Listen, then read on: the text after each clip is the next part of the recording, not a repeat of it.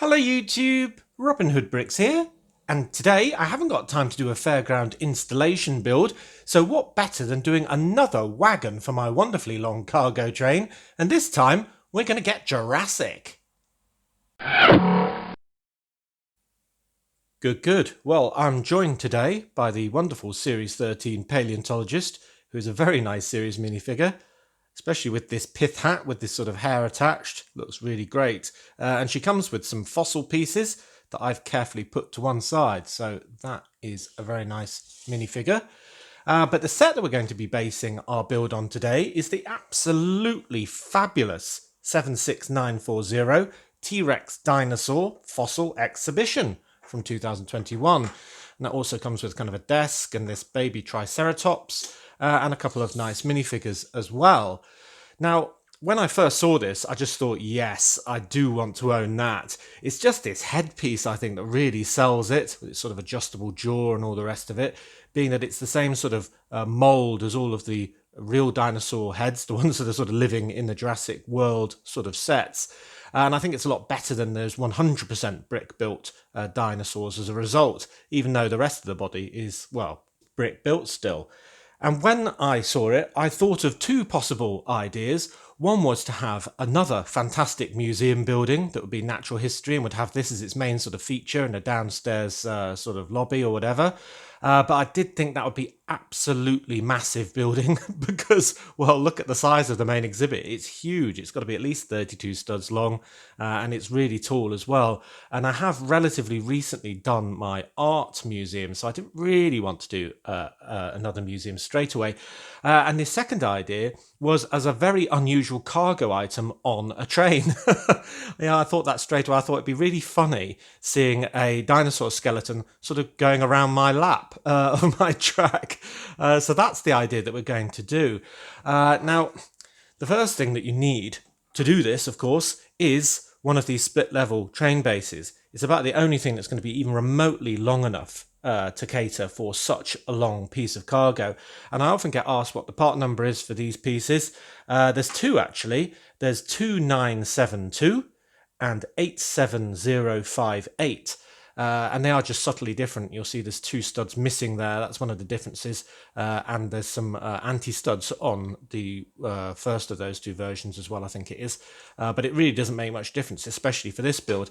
And this wonderfully sort of posable dinosaur could be just, well, plonked on here and kind of posed slightly different so he can duck through tunnels. And I thought, yeah, it's not even that far out of proportion. Now, in real life, of course, if some paleontologists were moving a great big exhibit like this from Nottingham to another city, they'd take ages taking it apart and putting every single individual piece in beautifully crafted and well padded little boxes, and would just have all the boxes piled up on a train perhaps.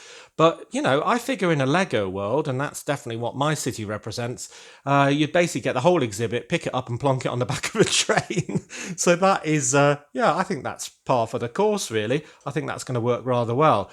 So, if we're going to do this, we have got two actual real-life problems that we have to counter, though, and that is the width there, which is far too wide for my train tunnels and my train bridges and so on, which all have a tolerance of only 8 studs, and this base that it was sanding on was 8 studs, so, well, yeah, even the toes are wider than that, so they need bringing in.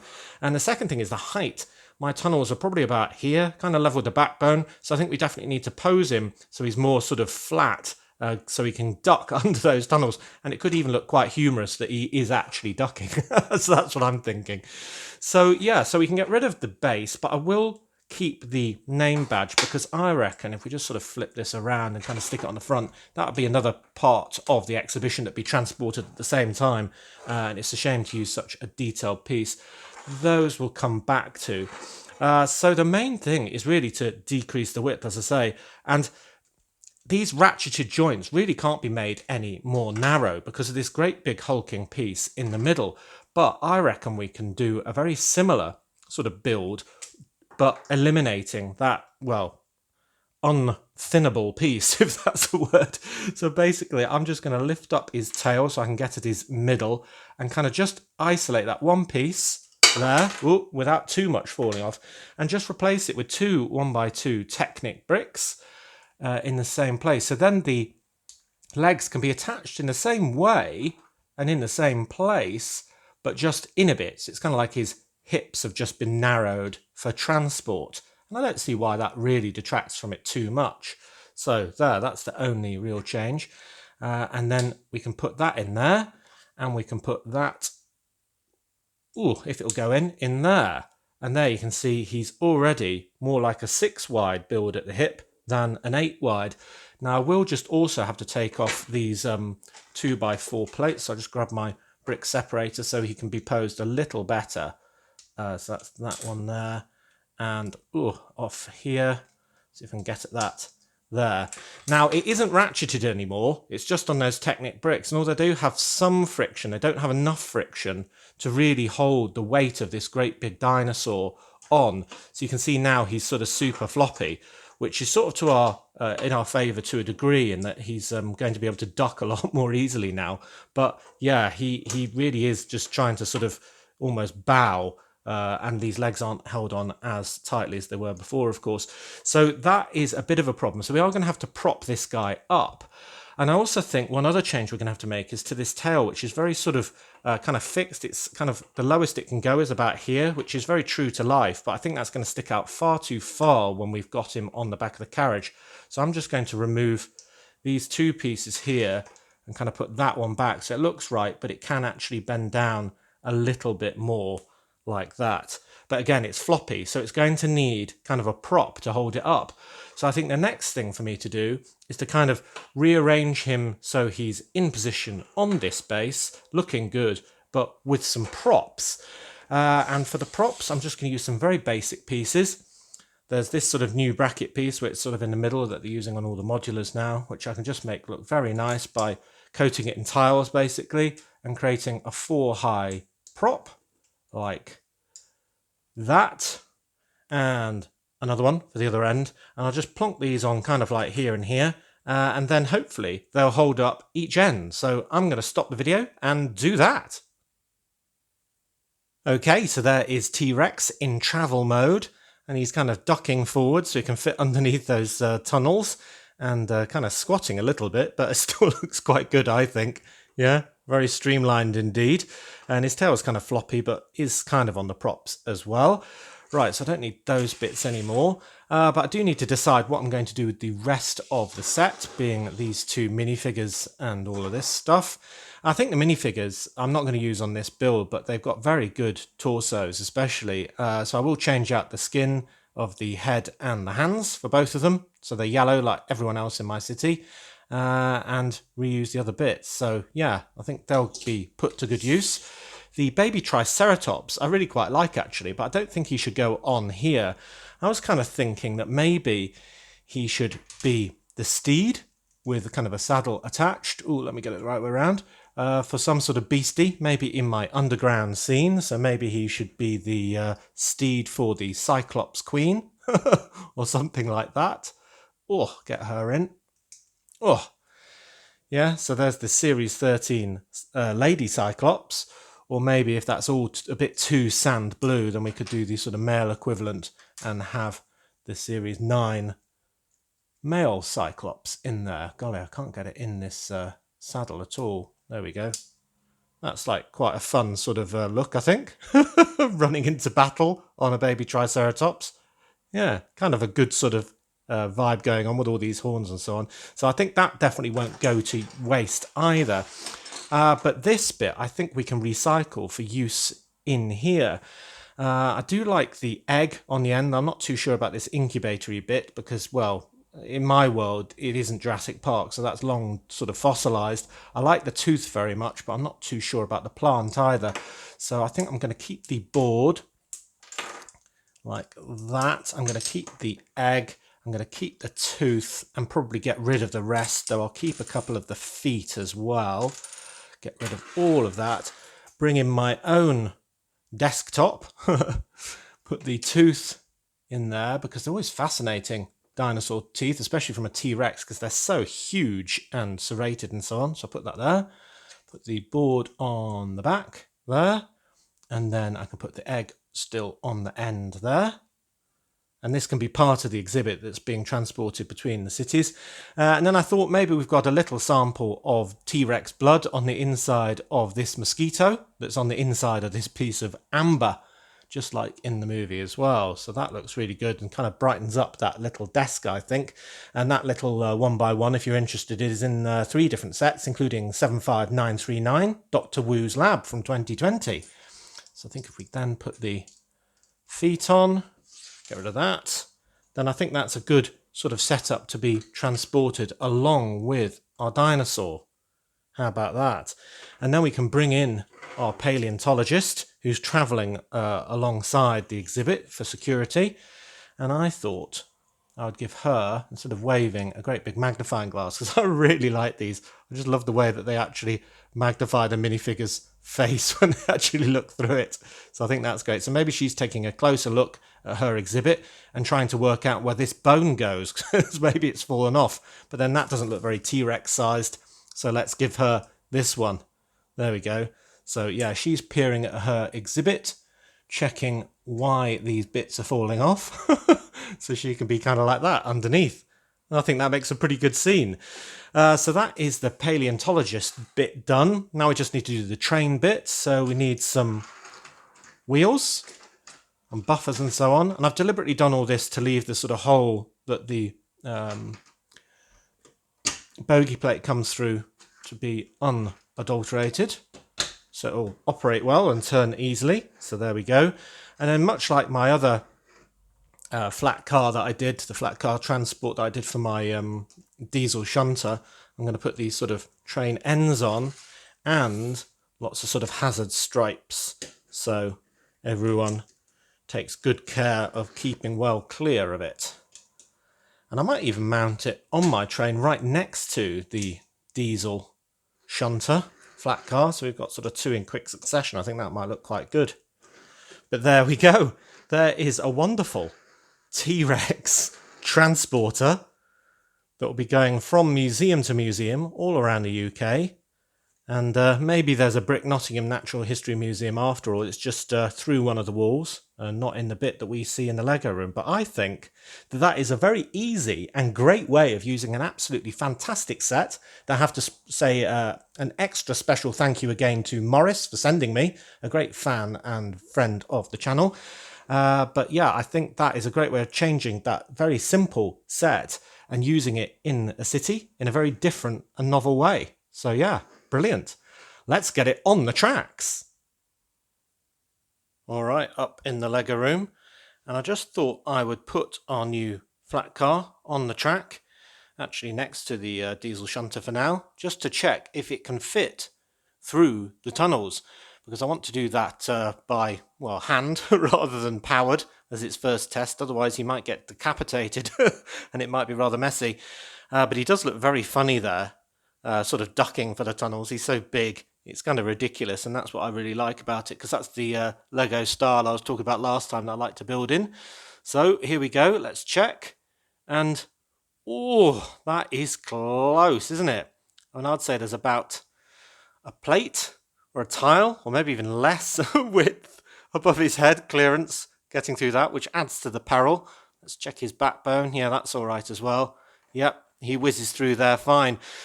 Phew, right, so I can attach him to the rest of the cargo train and get that powering through, and we'll take a good look at it. Awesome. Okay, so paleontologist on board, T-Rex on board, egg on board.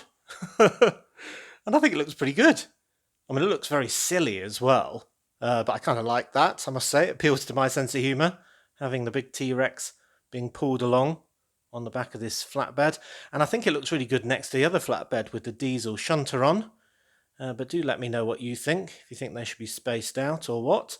But the real proof of the pudding with this one is to have it go around our track on the ginormous cargo train. So I'll get that going pretty slowly, I think, to start with, just so we can see that it clears everything.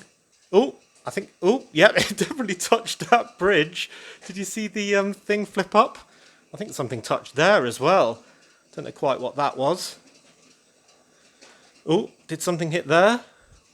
This is an absolute minefield. Maybe he is too big for my track. Oh, he's close to all of that, isn't he? Oh, and this station. Yep, he fit under there. Maybe I should have tested a few more obstacles other than just the tunnel here, which we know he fits under. And then, oh, I heard him on the underside of that sweat. It's kind of like a xylophone. I think that must have been his backbone. Oh, and he hit there as well. Right, so he's just a tiny, tiny tad too tall, I think. I wonder if maybe I should just try and reduce the base that he's on. There's that one black plate, and see if I can attach him directly to the train base, and maybe that will mean he misses all those obstacles. All right, take two. I've taken out these two 2x8 plates from underneath his feet, so he's directly mounted even closer to the flatbed.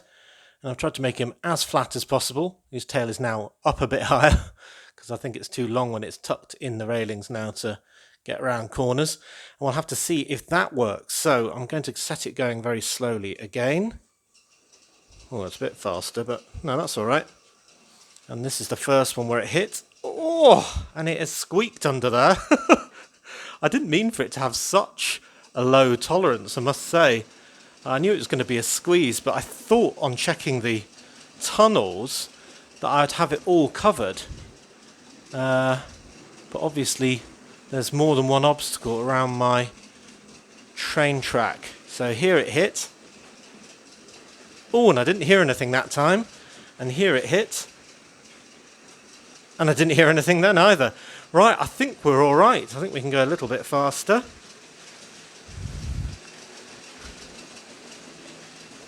Looking good. Looking absolutely insane, really. Having a great big dinosaur skeleton flying around on a cargo train. But I've got to say, I do love it. Oh yeah, it's kind of like he's enjoying the ride, really, isn't it? Looks like he's kind of got his face in the wind, kind of like a dog with its head out of the window. Oh yeah. Yeah, I love it. So that is carriage or wagon number 21, if we include the pump wagon on the end, which I do. And I must say, in the coming months, I've got about, at least half a dozen more to go on. And I'm going to have to add more power in due course because, well, it's struggling to get off the ground.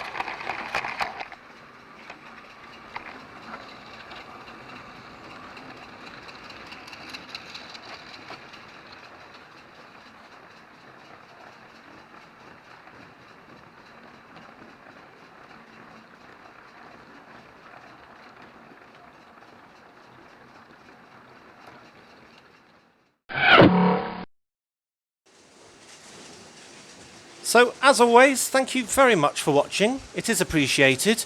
Do remember to like, comment and subscribe for more awesome LEGO videos. And if you value this channel, there are many ways in which you can support it. Do check out the links in the description below. And if you want to send me something for one of my brick hauls, you can to the usual address. But next time on Robin Hood Bricks will be one of my own hauls on Wednesday. And then on Friday, if I get a lot of time, I might do the Fairground Friday that we kind of missed today, on Monday. Bit confusing, but you know what I mean. Otherwise, I might do another mock build. But whatever we get up to, I'm sure we'll have great fun. So until then, see you!